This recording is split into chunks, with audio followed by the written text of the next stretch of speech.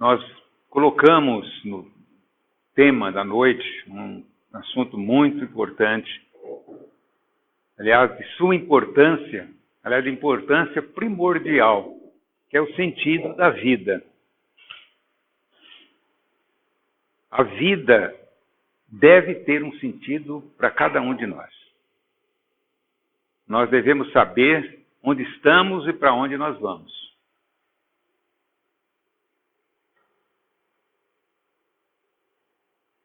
Estar nessa condição é estar vivendo, é estar procurando fazer o melhor, é ter razões para viver e viver bem.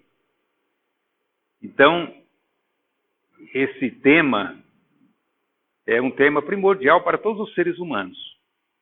Porque se a pessoa perder o sentido da vida, se a vida perder todo o seu significado, ela não tem mais nenhuma disposição para viver.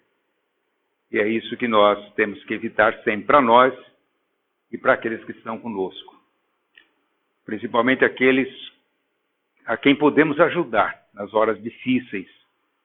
E às vezes ajudar é fazer algo tão pequeno para nós, tão insignificante para nós, é apenas colocar ao lado, é apenas nos solidarizar, dar a nossa mão, nosso abraço, nosso apoio, na hora difícil.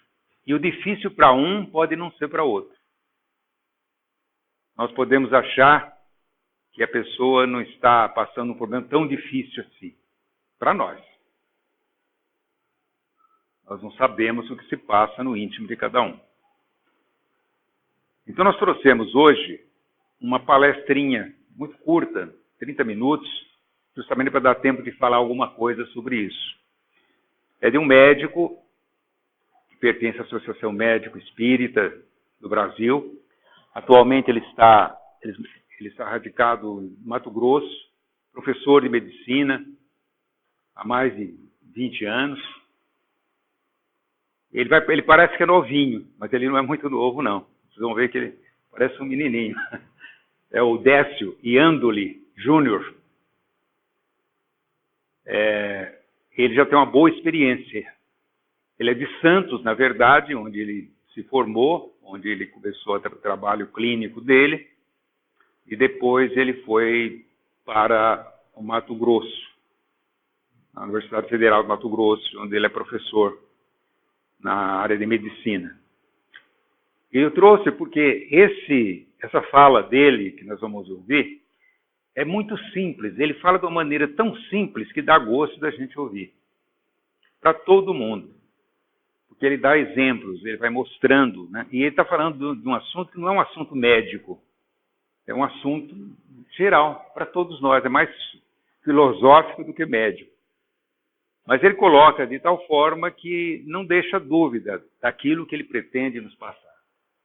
Então nós vamos ouvir o Décio falando e vamos tirando as nossas conclusões e vamos procurando nos encaixar naquilo que ele está falando. Nos exemplos que ele está dando, que ele dá muitos exemplos o tempo todo. Né? Na conversa, não é uma palestra no sentido de uma exposição. É palestra no sentido de conversa mesmo. Está conversando com a plateia sobre esse tema. É curta, é uma palestra bastante, mas é bem objetiva, e eu acho que nós podemos aproveitá-la bem. O tema é esse, o sentido da vida. Na verdade, ele faz parte de um estudo maior. Depois dele vem um outro médico para falar sobre um outro tema, mas esse nós não vamos ouvir hoje. Outro também é importante. Nós vamos ouvir só a palestra. A hora que terminar a palestra, nós interrompemos o vídeo, né, para podermos discutir o tema dessa noite, que é o sentido da vida. Tudo bem? Então, aí, primeiro a gente vai definir um pouquinho o que é sentido, né? O pessoal lá do fundo não vai me ver, que eu sei que eu sou muito alto, mas aqui está melhor. É o seguinte, se você vai para uma estrada, a estrada te dá a direção, mas o sentido é você que escolhe. Se você vai para um lado ou você vai para o outro, não é? É como se a vida fosse a direção. E aí, uma vez na estrada, a gente vai escolher o sentido. E cada um tem o seu sentido.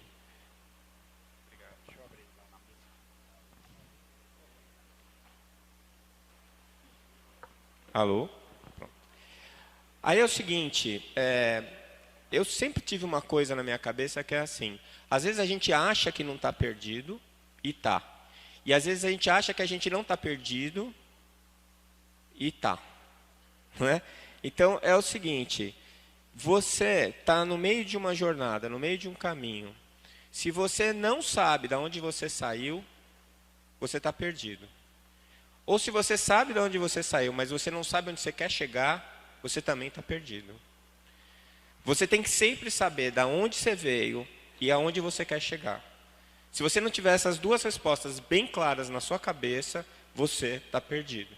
E se você está perdido, você está sem sentido. Você não sabe para que lado você tem que ir, qual é a orientação que você tem que seguir, mesmo que você tenha uma direção, porque a vida sempre vai te dar uma direção, mas quem escolhe o sentido é você, tá? Então, a ideia inicial é essa, né? E que vida que nós estamos falando?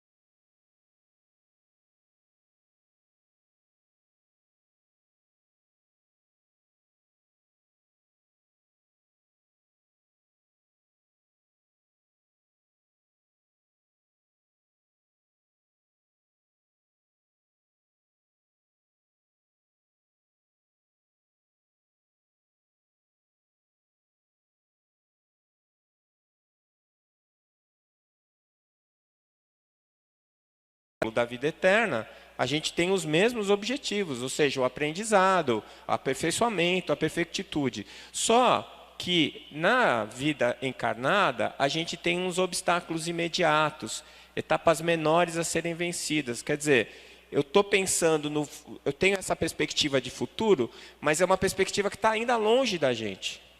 Não é? Eu não sei se eu estou sendo meio pessimista, eu não sei como é que vocês pensam nisso, mas, ou se eu estou sendo otimista, mas eu acho que, assim, em termos de espírito, eu sou um pré-adolescente. Eu não sei como é que vocês se veem. Fala, esse é um espírito velho. Não sou velho. Né? Eu sou um pré-adolescente. Por quê? Eu estou começando a tomar consciência do que realmente faz diferença. Eu estou começando a perceber o que é importante. Estou começando a ter uma noção. Não é? Eu não sou nem aquele insciente, nem sou onisciente. Eu estou ali mais ou menos no meio para trás, ou no meio querendo ir para frente. Certo? Dentro desse processo de tomada de consciência, esses obstáculos imediatos são os que me ocupam nesse instante. Então, apesar da gente estar aqui no carnaval, falando de Jesus, se preocupando em se aperfeiçoar como espíritos, quando a gente sai daqui, na quarta-feira não, mas na quinta-feira, quando você levantar de manhã, com o que você vai estar preocupado? Pagar as contas, né? Fazer comida, se lavou a roupa, se não lavou a roupa, se pôs gasolina no carro, né? No trabalho que você vai fazer. Ou seja, a gente cai na vida mundana mesmo, é o nosso dia a dia, que a gente tem que resolver, é isso aqui.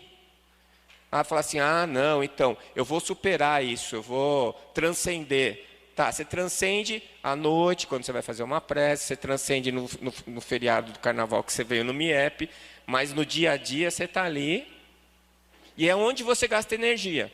A gente gasta muita energia nessas coisas que são os obstáculos imediatos. São etapas menores a serem vencidas, mas que a gente, ou querendo ou não, a gente vai ter que resolver isso aí. Querendo ou não, eu tenho que comer, porque eu estou encarnado, eu tenho que ir no banheiro, eu preciso escovar o dente, eu preciso cortar o cabelo. Não tem jeito, eu estou encarnado. não é? Agora, o problema é que, para a maior parte das pessoas, isso se transforma em tudo o que é. Se transforma numa realidade absoluta. E a gente esquece de que isso é apenas um detalhe da caminhada. Necessário, fundamental, mas é apenas um detalhe. Que o mais importante não está ali. Não está na roupa nova que eu vou comprar, no carro novo, no emprego, no dinheiro, em cortar o cabelo. Não, o mais importante está, como é que eu estou comigo mesmo? O que é que eu sinto quando eu levanto de manhã? O que é que me tira da cama de manhã? Quando eu levanto de manhã, eu estou feliz ou eu estou triste? Eu lembro de Jesus quando eu levanto de manhã, eu faço uma prece. Quando eu vou dormir à noite, eu estou bem? Eu consigo me acalmar?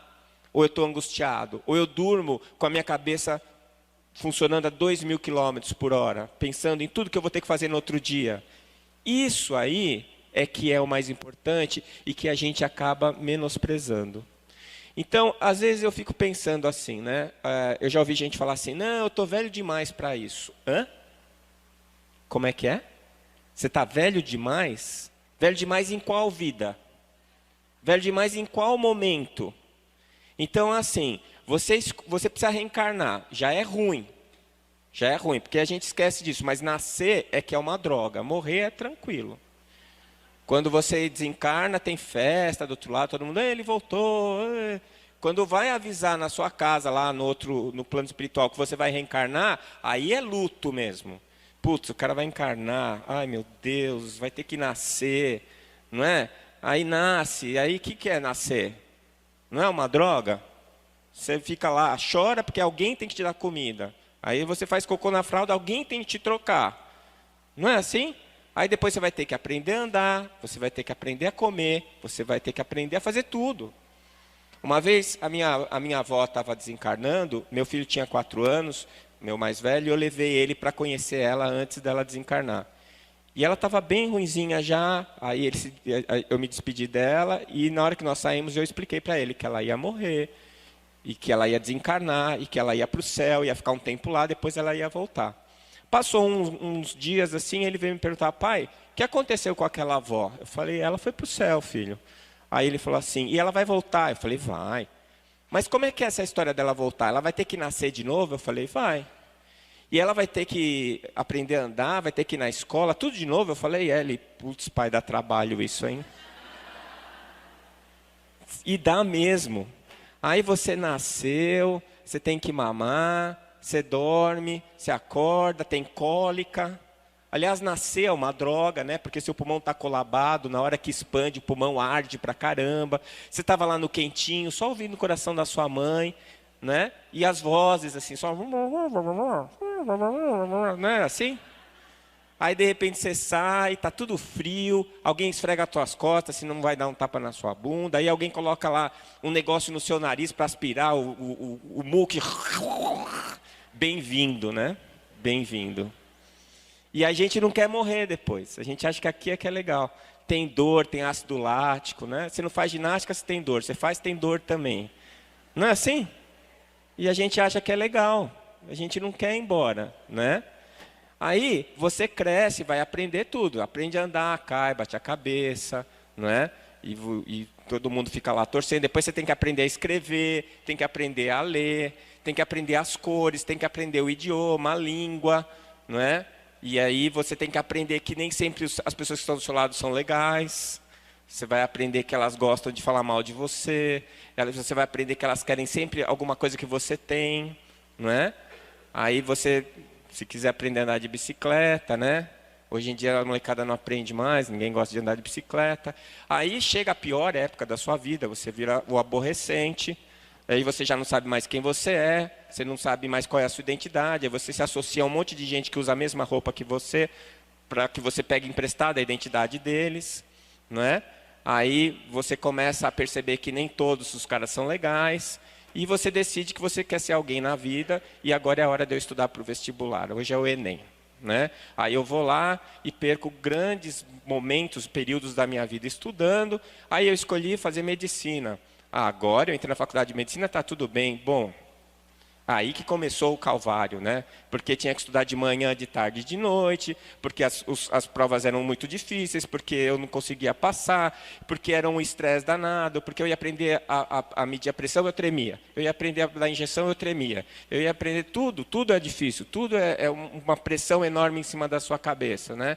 Mas você vai lá e consegue. Aí você se forma, agora está tudo bem, está nada. Você tem que fazer residência, porque a faculdade não te ensinou a ser médico. Você tinha aquela história, não, ser médico é legal pra caramba. É nada, né? O médico não sabe nada, ele é igual você, só que ele está sob pressão, porque ele aprendeu um monte de coisa que ele quer pôr em prática, mas nem sempre ele consegue, por um monte de motivos, não é?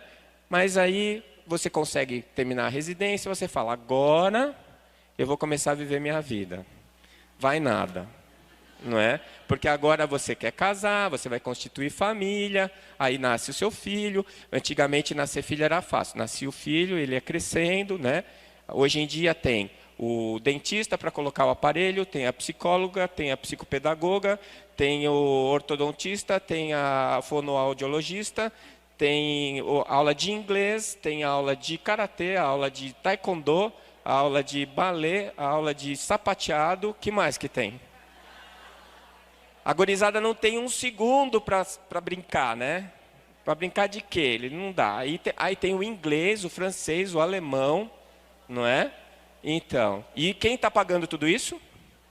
É o pai, né? E é você. Aí você consegue comprar o seu carrinho e você está feliz, porque você comprou seu primeiro carro zero, tirou o seu Celtinha 0 quilômetros, e alugou uma casa, depois de muito tempo você conseguiu comprar a casa e o tempo está passando. Aí você fala assim, puxa, mas eu estudei tanto, eu quero uma coisa melhor. Aí você vai lá, faz um financiamento, compra um carro mais bonito, uma casa maior, não é? E você fala, agora eu quero um carro melhor ainda. Eu quero uma casa maior ainda. E aí você começa a perceber que cada vez que você compra um carro melhor e maior, você fica menos tempo feliz. Quando você comprou o Celtinha, eu lembro, o meu primeiro carro não foi um Celtinha, foi um Fusca 78. Ele tinha até nome, chamava Willy. O Willy era batizado, ele tinha madrinha.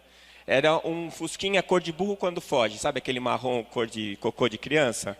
Eu amava aquele fusquinha. Eu lavava ele. Eu dei 60 horas de plantão para comprar um toca-fita TDK com bandeja. Para colocar. O pessoal da minha turma sabe como é que é, né? Da minha idade sabe como é que é. Eu dei 60 horas de plantão para comprar aquele TDK. 60 horas. Eu tinha um orgulho daquele Fusquinha, ele me fez feliz durante muito tempo. Aí, depois que eu me formei, terminei a residência, eu consegui comprar meu primeiro carro zero, foi um Gol. Eu fiquei a metade do tempo feliz com o Gol. Depois eu comprei um que tinha vidro elétrico. Eu nem precisava mais fazer assim para o vidro abaixar. E eu fiquei feliz 6 meses. Depois eu comprei um carro automático e eu fiquei feliz 1 mês. A última vez que eu troquei de carro, eu nem fiquei feliz. Eu fiquei pensando, será que eu devia ter gasto essa grana? Não é? A casa, você troca por uma maior e outra maior e outra maior. Chega uma hora que você não tem mais prazer de trocar a casa. Não é? E assim as coisas vão andando. Por quê? Porque vai tudo perdendo um pouco o sentido. Não, agora eu vou viajar, vou conhecer o mundo.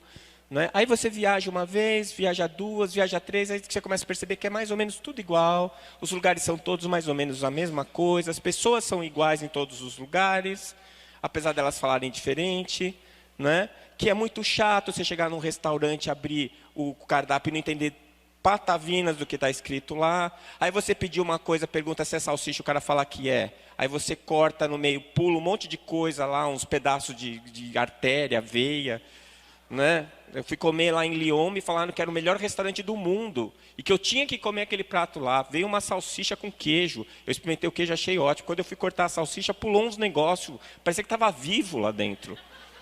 Eu não tive coragem de comer aquilo, né? Então isso é que é legal, para depois dizer, eu comi num restaurante em Lyon. Não é? Muito mais gostoso a carne seca aqui, a carne de sol com cebola que nós comemos ontem, que estava uma delícia. Não é? Por quê? Porque eu cresci comendo isso é que eu gosto de comer. O resto, eles gostam lá porque eles cresceram comendo aquilo lá. Não é? Então, o problema é que uma hora você já começa a não ter mais prazer nas coisas que você conquista e você não sabe aonde procurar o teu prazer. Então você vai querer cada vez mais coisas, cada vez você vai trabalhar mais para ter mais dinheiro. Aí você fica estressado e aí você fica frustrado. Porque quanto mais você ganha, menos feliz você fica. Essa é a explicação porque o cara não parou de roubar e de pegar propina depois dos 10 bilhões de dólares. Não sei se vocês já pararam para pensar nisso. Por que o cara não parou de roubar depois que ele ganhou dinheiro suficiente para ele, para os filhos e os netos dele morrerem sem trabalhar? Por que ele não parou? Porque ele está buscando a felicidade e ele não encontra. Ele acha que quando ele tiver 1 milhão ele vai ser feliz. Ele tem 1 milhão e ele não é feliz. Aí ele tem mais 1 milhão. Quando ele tiver 2 milhões ele vai ser menos feliz do que quando ele tinha 1. E aí ele tem 10 milhões e ele é 10 milhões de vezes menos feliz do que quando ele tinha 1. Só que o problema é que nem todo mundo cai a ficha de que você está procurando no caminho errado. Ou seja, se você chegou na estrada, escolheu um sentido e a cidade que você está buscando não está chegando, para pensar que você está indo para o lado errado. Que está na hora de você virar o carro para o outro lado, porque o teu sentido está errado. Porque você está procurando a tua felicidade no lugar errado. Mas não, a gente acha que é isso que vai fazer a gente feliz. É ir no shopping comprar roupa, é ir no shopping comprar... A mulher gosta de gastar, todo mundo fala que a mulher gosta de gastar, mas a mulher gosta de gastar com sapato, bolsa e roupa, e cabeleireiro. O homem, ele gosta de gastar com carro, computador, é bem mais caro. A gente compra menos, mas quando a gente compra, a gente gasta mesmo, né? Então, no final, dá tudo a mesma coisa. É só uma questão de gosto. Mas a gente acha que quando trocar o carro vai ser feliz. Porque quando você era gurizinho, você brincava com o Matchbox lá e você falava, um dia eu vou ter um carro desse grande, eu vou andar dentro dele. Na hora que você conquista é legal, mas depois acaba. Você precisa buscar a sua alegria em outro lugar. Então, qual que é o sentido da vida agora? Sobreviver? Bom, a gente vai falar daqui a pouquinho do Fraternidade Sem Fronteiras, o Andrei vai mostrar um vídeo para vocês. Mas eu estava pensando, vocês sabem quanto que aumentou o índice de suicídio nos últimos 4 anos no planeta? Vocês têm ideia de quanto aumentou? 60%. 60%. É absurdamente alto esse índice. Vocês sabem qual é o índice de suicídio lá em Madagascar? Onde as crianças não têm o que comer, não têm o que vestir? É 0. Elas não têm tempo de pensar em suicídio porque elas estão tentando ficar vivas. Nós estamos nos suicidando porque nós não estamos mais correndo atrás de sobreviver.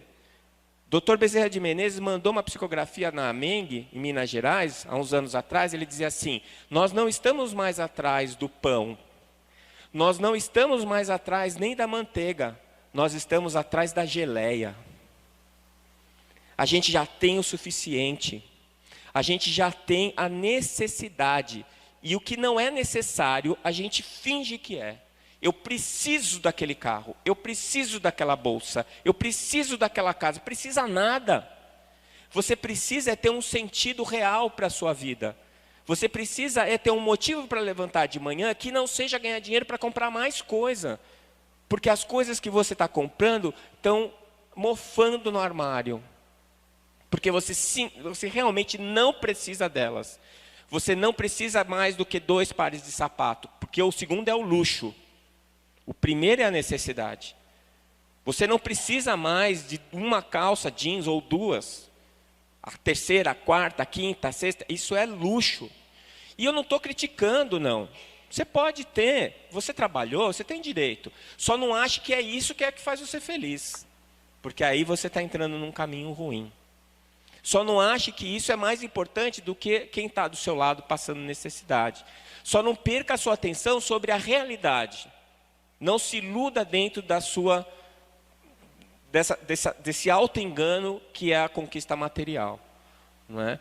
Então, primeiro era sobreviver, quando você era gurizinho, depois se estabelecer, depois garantir o futuro e depois mais conquistas materiais. Quanto tempo você acha que isso vai demorar para acontecer?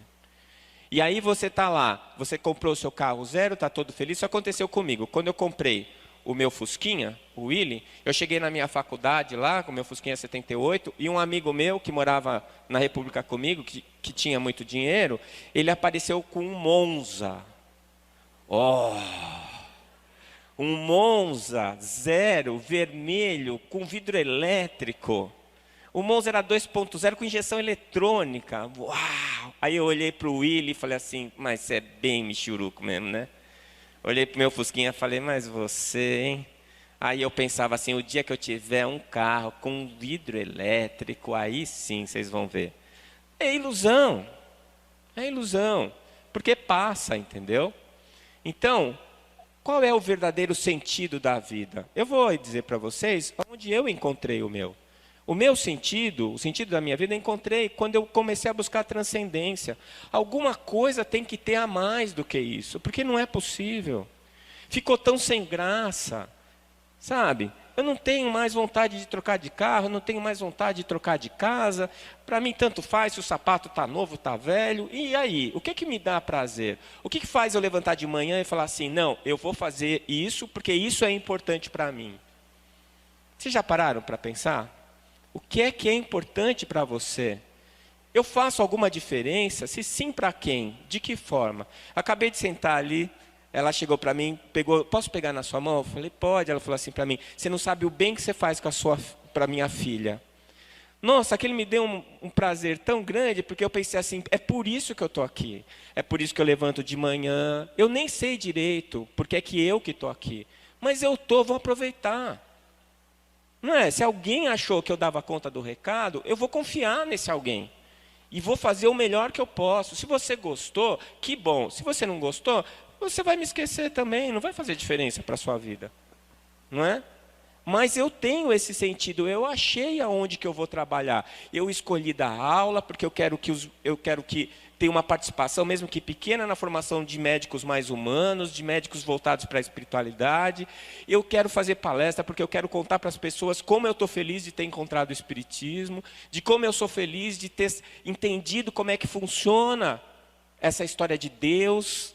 Não é? Como é que esse Deus que é tão justo, tão bom, faz nascer gente aleijada? Como é que esse Deus que é tão bom e tão justo faz nascer gente na favela e o outro nascer no palácio? Como é que isso funciona? O Espiritismo me explicou. A reencarnação me explicou. Isso me fez um bem tão grande. E eu quero dividir com quem quiser. Não quiser também não tem problema. Não é? Não tem problema. Eu não preciso ficar nervoso com isso. Isso também é outra coisa que me deixa preocupado, né? Os espíritas brigando entre eles para decidir quem foi quem na outra encarnação. Isso é fofoca espírita. É normal que tenha, porque nós somos reencarnacionistas. Você já não pensou quem que eu era no passado? Vocês não pensaram nisso? Mas só que você deve ter pensado assim, será que eu fui a rainha tal? Será que eu fui o pintor tal, né? Nada, gente. Deixa eu falar uma coisa para vocês. Sabe a evolução? Ninguém vai para trás, todo mundo só vai para frente. Então, a sua versão, fevereiro de 2018, é a melhor que já existiu. Se você acha que você está porcaria, você não viu nada, olha para trás que você vai ver. Então, agradece que agora você está aqui. E trabalha para um dia você ser alguém que vai fazer alguma diferença. Porque você já faz. Sabe? Todo mundo faz alguma diferença para alguém. E se você parar para ver na sua vida, alguém fez muita diferença para você na sua vida. E às vezes você está aqui e você acha que você não serve para nada, que você... Mas e daí? Porque para um você ajudou. Quando a gente vai ficando bom, a gente vai fazendo diferença para mais gente. Mas para o seu filho, para a sua filha, para o seu pai, para a sua mãe, para um amigo querido, para alguém que você encontrou na rua, para alguém que assistiu sua palestra no YouTube. Não importa. Se você fez uma diferença para alguém naquele momento, você já está encontrando um sentido para você, para a sua vida, para o que você está fazendo. Não é? Então eu quero terminar com essa historinha que o Sérgio Lopes contou. Eu perguntei de onde tinha tirado, ele falou que inventou na hora, então está valendo. Quando você olha no espelho, você vê o quê? Quem que você vê? Eu acabei de falar lá no MIEP Jovem, e eu falei uma coisa que é verdade mesmo, que eu ainda acho que eu tenho 19 anos. Né? Eu só estou num corpo de 50, mas eu ainda acho que eu tenho 19 anos. O problema é que o mundo não mudou, né? A gente sempre acha que velho é aquele que tem 30 anos a mais que a gente. Né? Então eu estou assim, só achando velho quem tem 80 ou mais. O resto, todo mundo está cheirando a coeiro ainda. Né? Nós estamos começando. E quando eu olho no espelho, eu vejo alguma coisa, mas quem que você vê?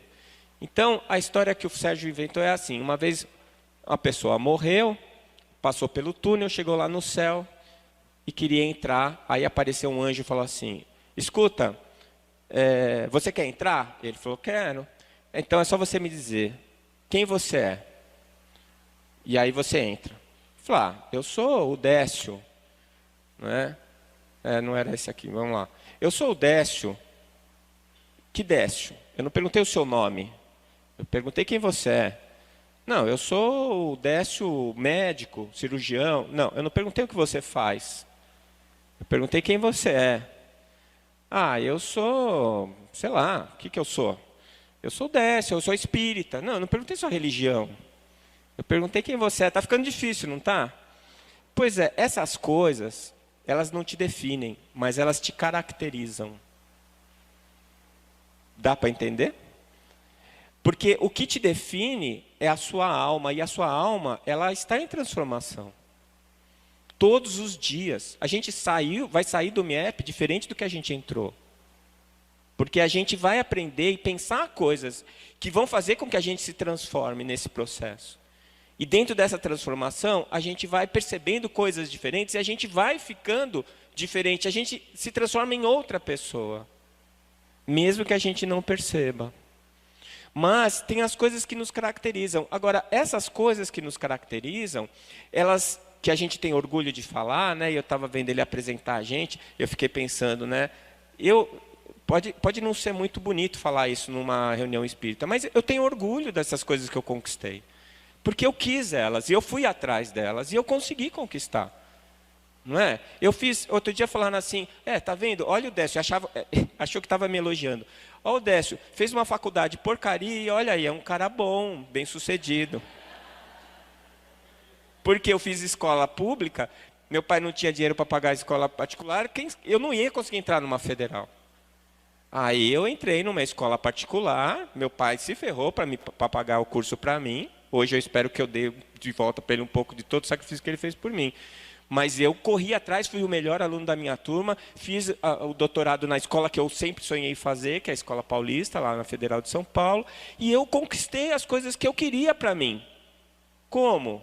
Me esforçando, dando a minha vontade, o meu esforço para a coisa que eu achava que era importante para mim. Era o meu sentido naquela época.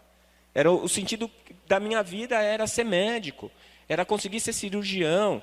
Depois que eu consegui, aí eu fui tendo que renovar. Então, as minhas características hoje, são coisas que eu posso oferecer porque eu consegui conquistar. Então, eu posso oferecer o meu trabalho honesto, eu posso oferecer o que eu estou fazendo agora, que é abrir o meu coração com vocês e colocar o que eu penso, o que eu sinto sobre a vida. Isso daí é o que eu tenho para oferecer. Mas isso não me define, me caracteriza. Porque vocês estão vendo o lado que funciona. Às vezes chega alguém que conhece minha mulher e fala assim, você é sortuda, hein? Casada com dessa, ela fala assim, aham. Né? Ela dorme comigo, acorda comigo, ela me pega de mau humor. Ela sabe bem quem é o Décio. O Décio não é nenhum santinho do Pauoco, né? Que faz palestra. Não, eu acho aquele cara o máximo. Porque você só vê uma fração, né? A fração que está aparecendo, que está brilhando, mas a hora que o bicho pega, você não está perto para ver. E todo mundo é assim. Eu tinha uma amiga que ela falava assim, ninguém é totalmente bom nem totalmente ruim. E quando alguém fazia alguma coisa, você fala, putz, esse cara é legal, né? Ela falava assim, mas ele deve ter alguma coisa de ruim. Eu falava, pessimista. Aí quando alguém falava, putz, esse cara não presta para nada, você viu que eu falava, mas ele deve ter alguma coisa de bom. Eu falava, é um otimista incorrigível. Na verdade, quando você está no meio, é que você está no lugar certo. Porque ninguém é totalmente bom e ninguém é totalmente ruim. E aí, eu peguei esse texto do Emmanuel,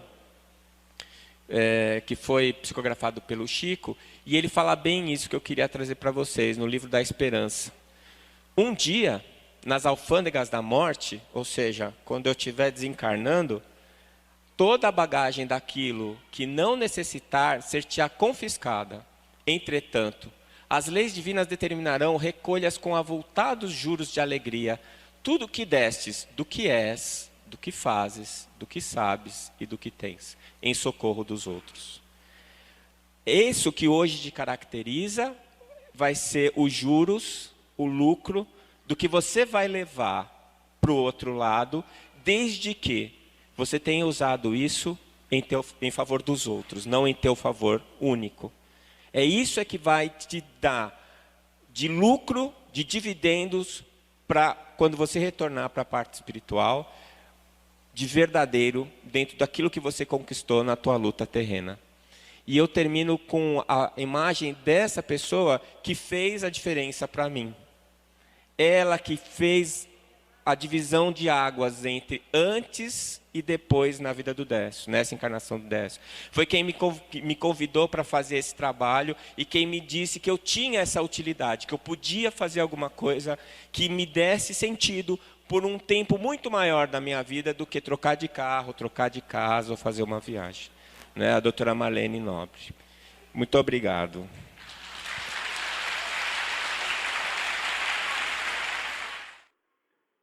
Então, a fala do Décio Andoli, acho que ela resumiu assim aquilo que todos nós precisamos ouvir. Que é a nossa vida. É o nosso dia a dia, não é isso? Na verdade, a vida, ela tem um sentido que nós damos para ela, né? E se nós colocamos o nosso objetivo muito próximos de nós, bem próximos, nós não conseguimos ver mais adiante. Infelizmente, o mundo de hoje, a sociedade atual, ela está cada vez mais materialista. Ela está valorizando mais os bens materiais, o prazer imediato, né? Embora a gente veja que existe um outro lado da sociedade que quase não aparece, que é daqueles que lutam justamente pelo contrário. Então nós estamos vivendo um momento de confronto. Um confronto entre o materialismo, vamos dizer assim, vamos chamar de espiritualismo, né? Não no sentido assim, de religião. Espiritualismo são as pessoas que se dedicam a uma causa mais transcendente, que eles chamam, né? Algo transcendente, que não está somente aqui, na vantagem que a gente tem. E depois dessa palestra do Décio, vai ter a palestra do Andrei Moreira, que é um médico também, acho que é psiquiatra, se não me engano, de Minas Gerais. Ele vai falar daquela fraternidade sem fronteira. Vocês lembram lá em Botucatu, né? É capaz do Décio estar em Botucatu esse ano, esse rapaz aí. E essa fraternidade sem fronteira é um grupo, né? Um grupo que se fez aqui no Brasil, a partir de Minas Gerais, e que está prestando um serviço, começou a prestar um serviço lá na África, com uma população que estava passando fome, né? E é um pessoal que realmente se alimentou de um ideal maior. Tem pessoas de todas as religiões, tem pessoas sem religião, não importa. Onde que o ser humano se encontra, né? Onde que nós nos encontramos? Naquilo que é realmente fundamental para nós, né? Nós vivemos em sociedade, nós nos alimentamos das nossas relações. O principal alimento nosso são as relações. É o alimento espiritual. É como nós nos relacionamos com as pessoas, né? Como nós nos relacionamos com o próximo, com a coletividade.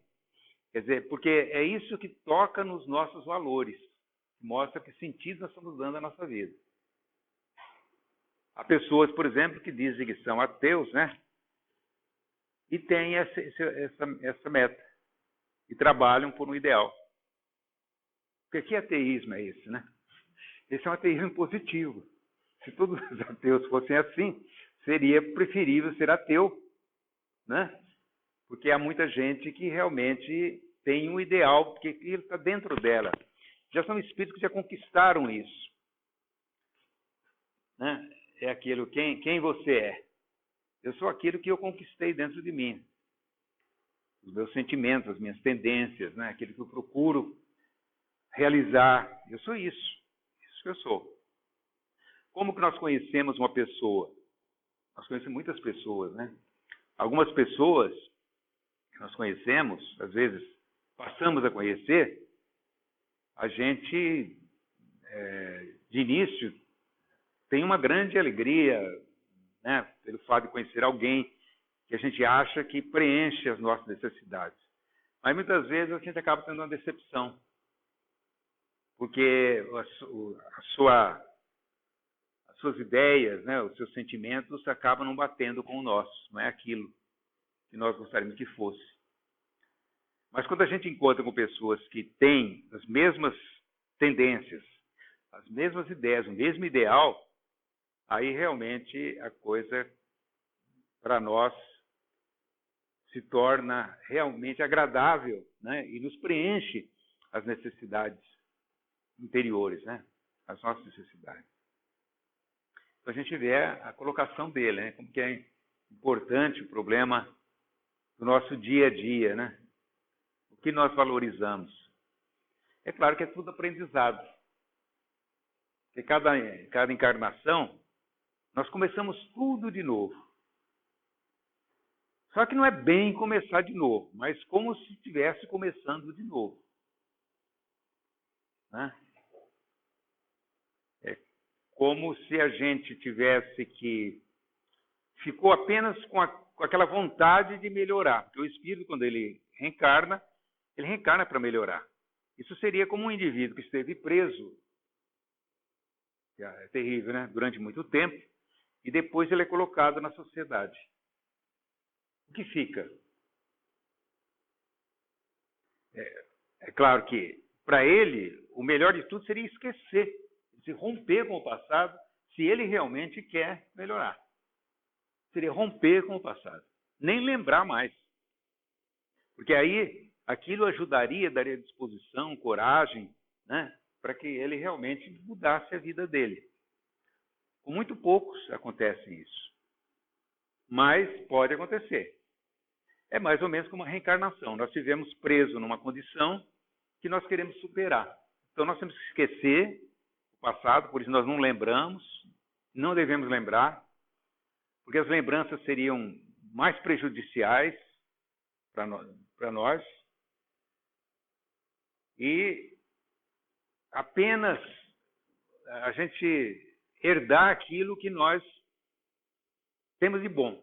Ou seja, a disposição, a vontade de melhorar. Né?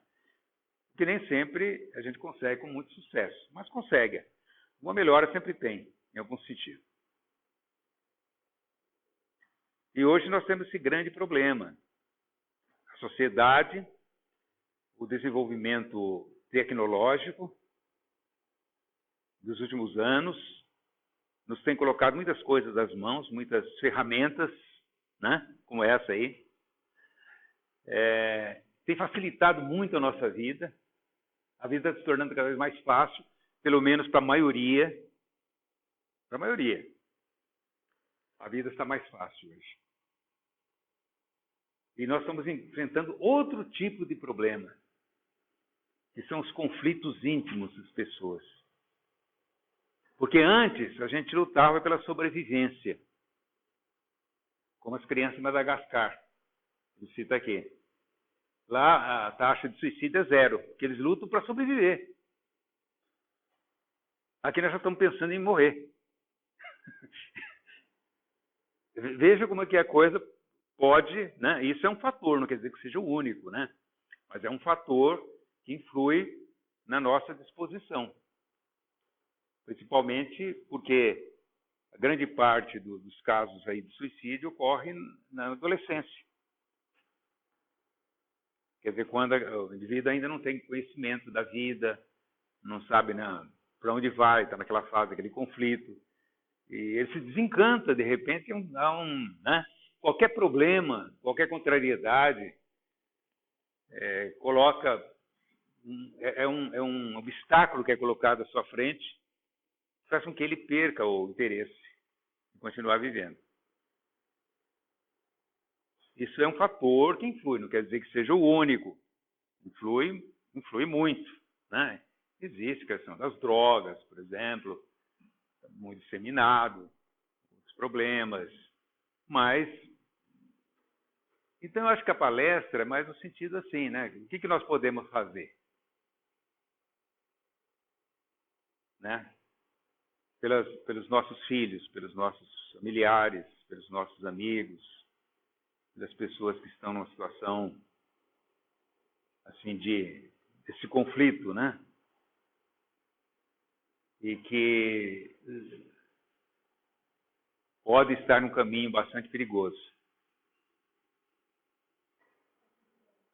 O que chamou a atenção? Uma outra angústia que eu sinto hoje, eu acho que as pessoas no geral têm, quando a gente começa a perceber os valores do que ele estava falando, né? Existe uma cobrança, a primeira vez existe uma cobrança muito grande que a gente tem que crescer na vida, né? A sociedade, a gente mesmo acaba se cobrando. Crescer na vida é o quê? É ter um bom emprego, é ter um carro bom, é ter uma casa boa. Então, existe uma cobrança muito grande. Quando a gente começa a tentar olhar de outra forma, a primeira angústia que vem, não sei, comigo pelo menos foi assim, será que eu não estou tendo uma atitude apática diante da vida? Eu não faço questão de ter, meu sonho de consumo não é mais ter casona, ter carrão, entendeu? Então, é uma cobrança pessoal e uma cobrança muito grande na sociedade. E a gente tem que, o exercício da caridade, a gente aprende. A caridade é um exercício. Se eu não dou um tempo para esse lado, quando se descobre que não é esse, eu falo muito com meu filho isso, ó, nós somos carne, corpo e espírito. Então nós temos que cuidar do corpo, mas nós temos o outro lado. O corpo precisa de um lugar bom, de um conforto, mas não é só isso. E a cobrança maior é essa. Então, quando você olha o exercício do espírito, né, que é o que ele propõe ali, né, dá esse sentido, é o que dá o sentido, é o exercício do lado espiritual, é um exercício mesmo. Então, se você não se propõe, então não ficar esperando as coisas acontecerem desse lado também, eu preciso me propor. A caridade a gente aprende. Então, se eu não dou um tempo de um lado e exercito o outro lado, é uma angústia muito grande, porque só aquilo realmente nos sustenta. Né? Então, essa cobrança, eu vejo no meu filho, os jovens hoje são ansiosos, a ansiedade que existe nas pessoas hoje diante da vida, né? Por quê? Por causa dessa cobrança. A cobrança que você tem que vencer na vida, e vencer na vida é só o lado material. E aí a gente esquece que o outro lado tem que ser exercitado. E às vezes a gente tem que forçar esse exercício, né? Tem que se propor a fazer, alguma coisa, se propor. E para isso há um crescimento, né? Que até a gente sabe, ele também citou na palestra, esse crescimento de se olhar para dentro e se conhecer, buscar saber quem eu sou, o que eu posso fazer para me melhorar em benefício do próximo. Então, quando a pessoa chega nesse estágio, ela já cresceu um pouquinho, ela já está em busca, não do materialismo, mas do ser espiritualizado. Na verdade, eu vejo que a angústia maior, primeiro, é a gente, entendeu? Mas na verdade, o que A Érica colocou, é importante a gente considerar que depende para onde a gente olha. Por exemplo, se a gente estiver muito angustiado, muito ansioso para adquirir os bens materiais, porque realmente isso aí é um fascínio, né? O bem material exerce um fascínio, principalmente com a máquina publicitária que existe, a propaganda que existe hoje. Televisão, por exemplo, envolve a gente num mundo que a gente, quando vê, está realmente participando dele e aspirando aquilo, ter aquilo, né? Mas a gente não está olhando para aqueles que não têm o necessário. Aqueles que não podem nem ter sonho nenhum, porque eles não têm nem o necessário. E quando a gente olha para o necessário, aquele que não tem o necessário, a gente vai sentir o drama da sobrevivência, que o Bezerra de Menezes colocou. Se a gente não olha para aquele que não tem o pão, e a gente está querendo mais geleia, né? Aí a gente vai sentir realmente essa escalada, né? O que eu estou fazendo aqui? Que é a questão. O que eu vim fazer aqui? Qual é a minha? Se a vida é tão curta, e para alguns é muito curta, para alguns é muito curta a vida. E cair a ficha que a gente eu vim fazer aqui? Olhar isso, não é ter uma atitude apática diante da vida. Porque é essa cobrança. Você não vai fazer isso, você não quer isso. Como assim você não quer isso? Como assim você não vai? Então, mas aí depende da gente ter alcançado determinados valores. Se a gente já alcançou determinados valores, essa cobrança, para nós, não tem nem sentido. A gente nem. Né? Por quê? Porque, na verdade, nós temos que construir um mundo interior, de equilíbrio, né? de autoconfiança, de fé em Deus, de valores que nós cultivamos no dia a dia. O que nós valorizamos? Quer dizer, é uma matéria para discussão, né? É claro, isso não é fácil. Ele deu um testemunho dele, como a carreira dele, o que ele veio, o expositor, né? O que ele veio passando, e como ele vai aprendendo, porque a vida vai nos ensinando. É claro que a idade vai ensinando, né? A idade é um fator fundamental, o tempo é um fator fundamental. Porque todos nós, que temos aqui diferentes idades, mas ninguém aqui é mais criança, né? Todos nós, quando lembramos da nossa infância, por exemplo, todos nós fomos crianças, fomos adolescentes, né? A gente faz uma análise de o que eu pensava quando eu era adolescente, o que eu pensava, o que eu queria. E hoje? A gente vê que mudou muito, nós mudamos muito. Aqueles valores daquela época não são mais de hoje. Porque faltava o quê? A maturidade também. Tem tudo isso. É claro que tem uns que amadurecem mais depressa, né? Mas tem uns que às vezes levam a vida toda e não conseguem atingir um certo grau de maturidade. Mas a vida ensina, né? A vida nos ensina. A questão é a gente estar atento ao que a vida está procurando nos ensinar, e a vida nos ensina principalmente através de uma coisa que nós não gostamos, que nós detestamos, que é o sofrimento. Por isso que o pessoal lá de Madagascar, né, a taxa de suicídio é 0, porque eles sofrem tanto. Deixa eu ver. Eles sofrem tanto para poder alcançar, para poder defender a própria sobrevivência, que eles não têm tempo de pensar em outra coisa. E nós, como temos tempo, né? Então, olhando isso, vendo essas diferenças, e veja que é interessante também, se a gente considerar o planeta todo, Terra, nós vamos encontrar coletividade nas mais diferentes condições. Desde da sociedade mais bem colocada economicamente, né? Os países lá do norte europeu, a Suécia, na Dinamarca, Holanda, aqueles países onde tem um alto poder aquisitivo, não existe pobreza, né? Até lá nesses países africanos, da África, onde existem hoje então, os focos de pobreza do mundo. Nós tivemos aí, uma ocasião, uma amiga que nós temos lá na Holanda, né? Agora não é mais Holanda, são os Países Baixos, né? Mudou o nome.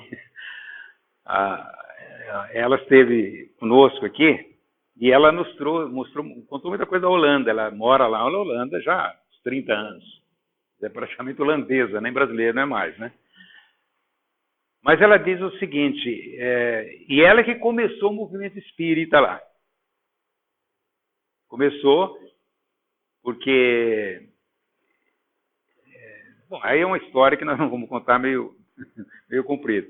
Mas foi através do nosso centro, do Caminho de Damasco, que ela tomou contato com o Espiritismo, lá na Holanda, porque nós começamos a corresponder com ela, e lá ela iniciou um movimento espírita, e é uma líder espírita na Holanda, da Federação Espírita.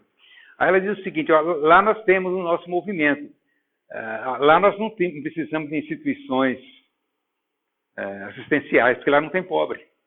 Não existe pobre. O problema lá é outro. O problema lá é cultural. Todo mundo está bem. Não há pobreza. Hã? Isso, a pobreza lá é espiritual. Então nós temos que trabalhar o espiritismo em cima dessas necessidades. Aqui você tem que dar o pão. A gente faz a campanha da cesta básica, né? Entrega para as pessoas. E nesse contato com as pessoas, a gente aprende muita coisa com elas, Leninha? Aprende muita coisa com elas, com essas pessoas que precisam, que passam por situações difíceis. Às vezes que tem 20 pessoas morando na mesma casa, né? E aquela passando necessidade, a Érica sabe disso, né? Como é que é.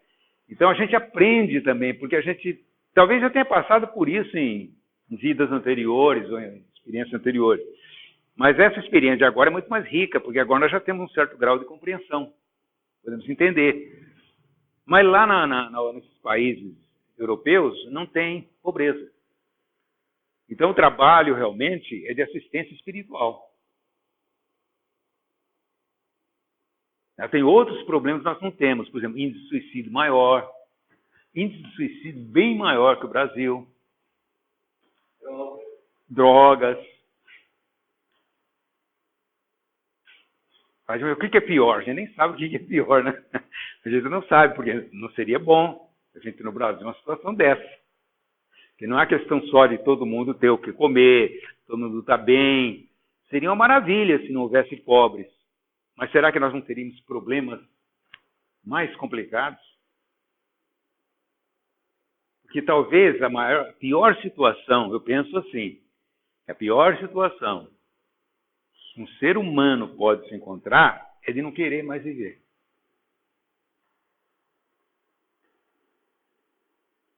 Até ele é preferível que fosse roubar.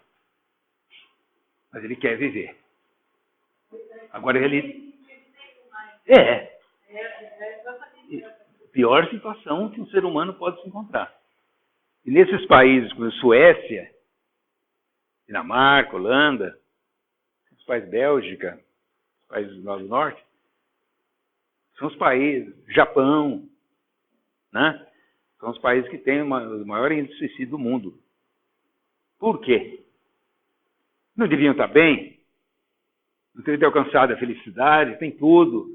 Não falta nada, não tem o que reclamar, não dá nem para reclamar do governo, porque, né? Benedito, eu não tenho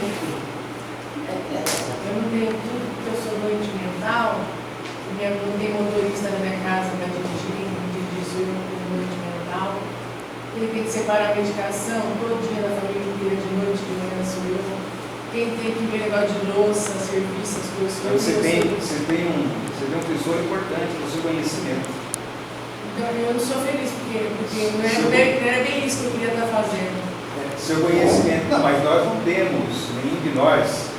Tem tudo. Tudo que eu falo é no sentido assim, material, de não estar passando fome, de não estar passando necessidade, né? Nós não estamos aqui passando necessidade. As condições de vida das pessoas são diferentes, de diferentes níveis, né? Mas o maior tesouro não é o que está fora de nós, é o que está em nosso coração, em nosso sentimento. Mesmo que a gente tenha doença, porque a doença, todo mundo é doente, de alguma forma todo mundo tem alguma doença, todo mundo tem alguma limitação, todo mundo tem algum problema emocional, maior ou menor. Quem que não tem, né? Todos têm. Uns têm mais do que outros, mas todos têm. Muitas dessas pessoas que muitas vezes fogem da vida, aparentemente estavam bem. Aparentemente estava bem. Não tinha nada. De repente, o que acontece? Porque todos têm problema. Todos têm. Não existe quem não tenha. A questão justamente é que nós estamos falando de espiritualidade, de valores que devem nortear a nossa vida, dar um sentido para ela. Porque quando nós chegarmos no momento supremo, no momento da partida, né? Lembrando até o Frei lá, o Leonardo Boff, que tem um livro que chama Vida Depois da Morte, e é católico, para ele não tem reencarnação, né? Mas ele diz o seguinte: o momento da nossa partida, que é o momento supremo da vida, é o momento em que cada um se encontra consigo mesmo, sozinho consigo mesmo. Nós não temos que prestar conta para ninguém, mas vamos prestar conta para a nossa consciência. Então é o momento... isso. Aí é o momento que a gente vai perguntar: o que eu fiz? O que eu fiz da minha vida?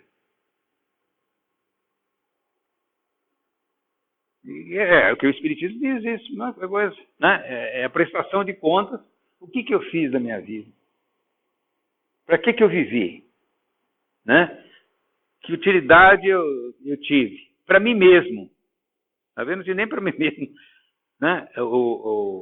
Lá no Kardec, na época do Kardec, um espírito respondeu algumas questões que Kardec fez sobre mortes coletivas e tal.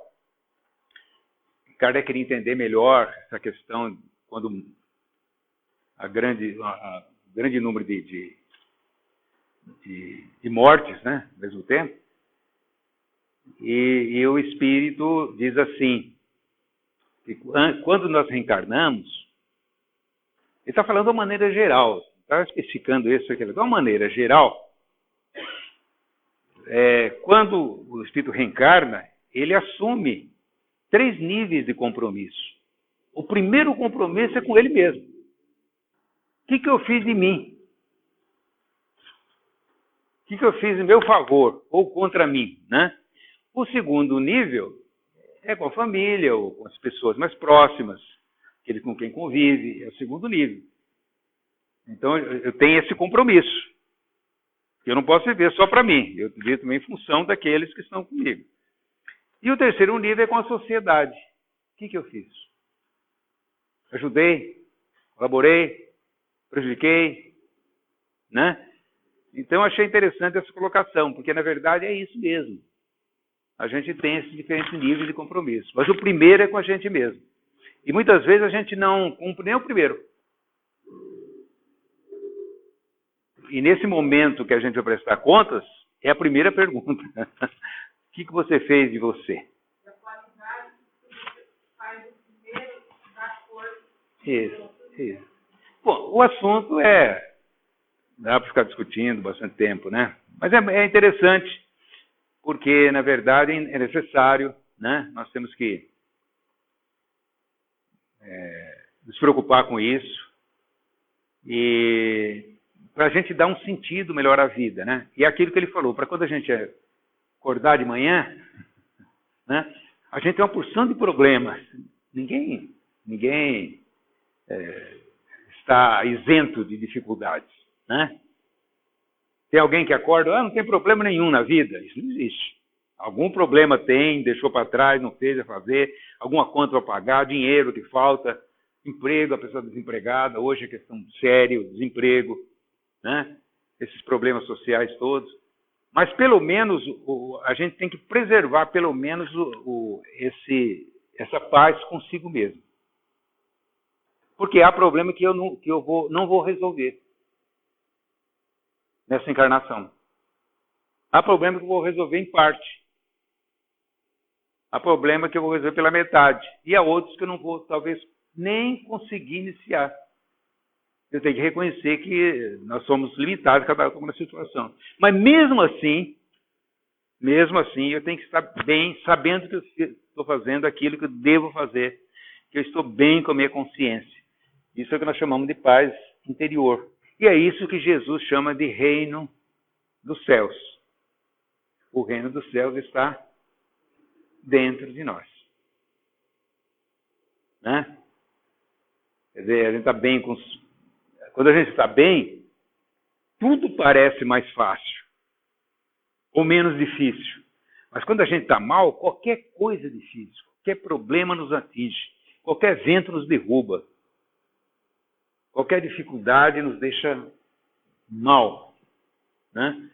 Então, vamos pensar sobre isso. Dr. Viktor Frankl foi um judeu prisioneiro de guerra e ele criou a logoterapia, né? Que é você fazer a terapia de Deus em você. As pessoas esqueceram de Deus, então Assim, perderam o sentido. logoterapia. Existem muitos estudos, muitos grupos, muitos trabalhos, não é só dentro da doutrina espírita, nas várias religiões. Existe, eu não sei se vocês viram aí, devem ter visto, vou tomar um pouco mais de tempo, mas isso é importante, acho que o Bardella também viu. A TV Tem apresentou um trabalho feito com o pessoal de Bauru, que foi lá para o Nordeste. Vocês viram aquilo? Viram aquilo? Então. E esse pessoal que foi para lá, viu a reação deles quando eles estão trabalhando? Então, a reação de quem está dando. Eles falam, nós viemos aqui mais para receber do que para dar. Esse pessoal do Fraternidade Sem Fronteiras, na época desse êxodo que teve da Venezuela no Brasil, teve um trabalho muito intenso lá, o pessoal do Fraternidade Sem Fronteiras, aqui no Brasil com os venezuelanos. Cada depoimento também, porque larga tudo, né, durante um tempo para se fazer só isso. E esse pessoal de Bauru, parece que é evangélico, né? Pelo jeito eles são evangélicos. Eles foram lá, fizeram um trabalho e fizeram uma coisa que nenhum governo fez até hoje. Furaram um poço artesiano lá no meio do sertão, no quintal de uma casa, e jorrou água. Nenhum governo fez isso.